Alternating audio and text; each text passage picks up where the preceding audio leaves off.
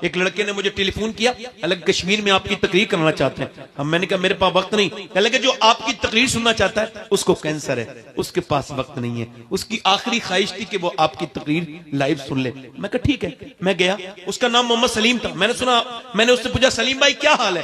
کہنے لگے اللہ کا شکر ہے. میں نے کہا میں نے سنا ہے آپ کو کینسر ہے. کہنے لگے کینسر کی وجہ سے ہی اللہ کا شکر ہے. کیوں؟ کہنے لگے میں نے بغیر کینسر کے بھی سید صاحب کچھ لوگوں کو اچانک موت نہیں آ جاتی، ایکسیڈنٹس، مگر میرے رب کا کرم ہے 2 مہینے پہلے مجھے ڈاکٹر نے بتا دیا تجھے مرنا ہے. میں کہا پھر؟ کہنے لگے پھر میں اپنے رب کے سامنے گڑ گڑاتا ہوں، زندگی بھر گناہ کیے ہیں، 2 مہینے کے بعد قبر میں جانا ہے تو کہتا ہوں مالک ایک اندھیرے کمرے میں نہیں رہ سکتا، تو جو قبر اس کے اوپر تختے اور تختے اوپر مٹی اور پھر اندھیری، اس قبر میں کیسے تجھے منہ دکھاؤں گا میرے مالک. کہتا ہے سید صاحب بغیر کینسر کے بھی نماز پڑھی، مگر وہ کوئی نماز کیا نماز تھی.